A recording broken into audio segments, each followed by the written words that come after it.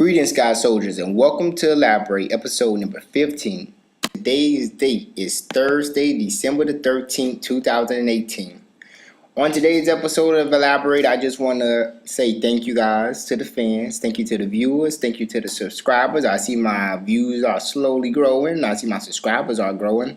If you are touched by today's episode or feel like somebody needs to hear this, go ahead and click that like button.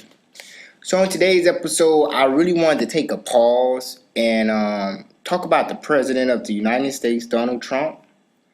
And the reason I want to talk about the President, Donald Trump, is because, I actually was about to make a elaborate video, not agreeing with Donald Trump, but talking to my Sky Soldiers and letting them know, like, as a president, we should respect him, because if we don't respect him, how would other countries respect him? That was my first view.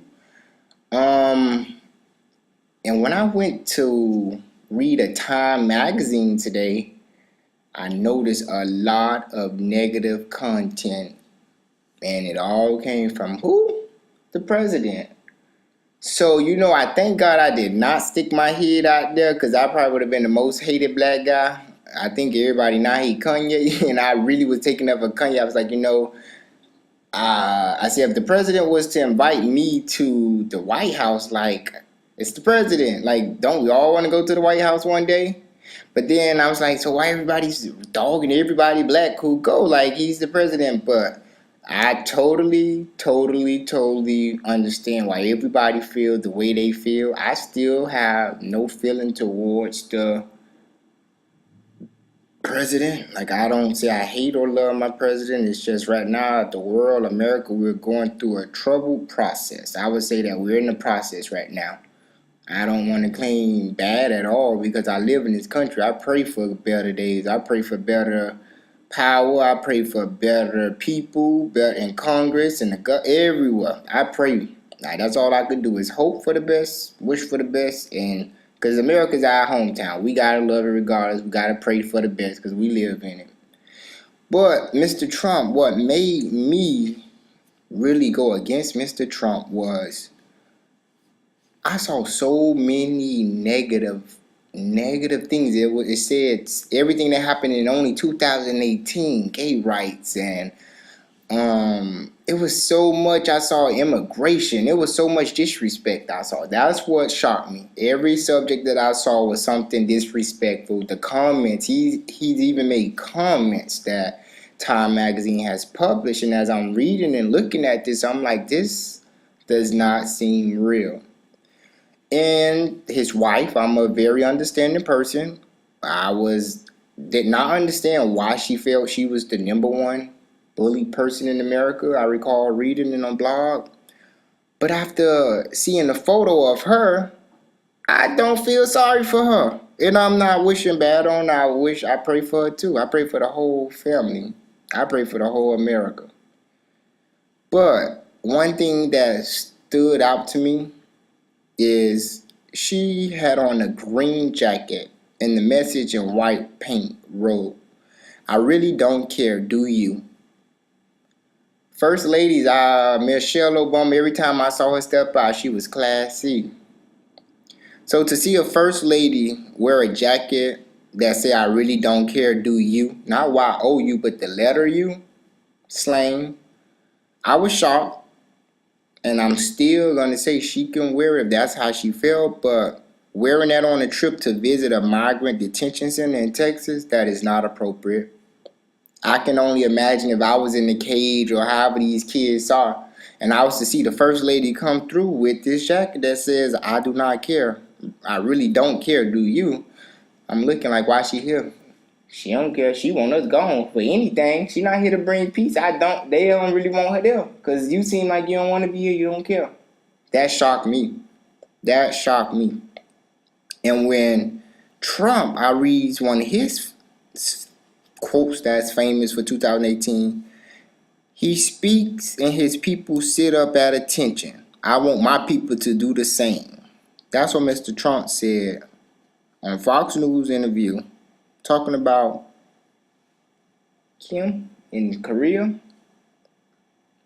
And I could not understand how President Trump could be so hateful towards his own people, which I recently read in the newspaper article. Oh my God, he dragged Gilliam. That was not fair. I did not feel like that was fair for the president, Zaria, to speak upon like a Florida governor race. Like, that was a big influence, you know? And if I'm not mistaken, I recall it being probably, just say, I can't remember, but I'm going to just throw a big number out there to show you. Like, if 8 million people voted, Andrew Gilliam lost about 30,000. That's a big gap, but it's a small gap.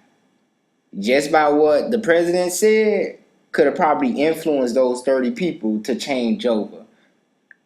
I don't feel like that was right. He even called the guy a thief, called him a liar, a thief. Said Tallahassee is one of the poorest, I think, ran cities or something. Some of the things that I was hearing my president say about, well, I'm currently resigning, just I feel like I would have looked like a chicken with his head cut off trying to defend this guy. You get me?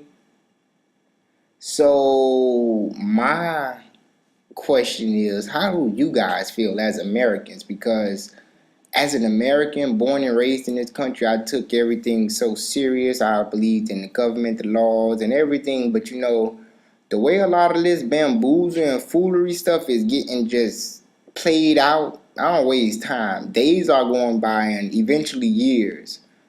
We not like setting ourselves up for failure in a way. I feel like we're watching ourselves crash and burn. And I'm not pointing a finger at nobody, but I am talking to you, the listeners. As an American, share this.